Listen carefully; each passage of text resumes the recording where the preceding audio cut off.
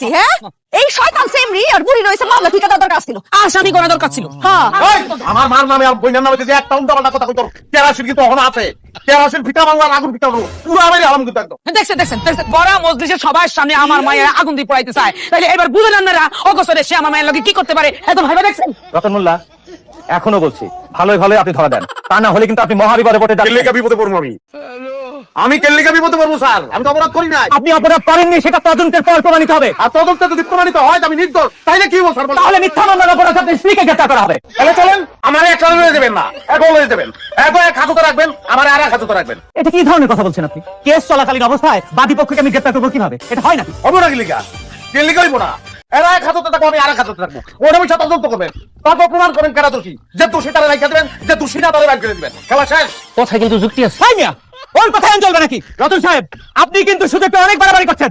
আপনি যদি আর আমি গেলাম একলা করুম না, আমি কিন্তু দু চারটা লইয়া বলবো স্যার।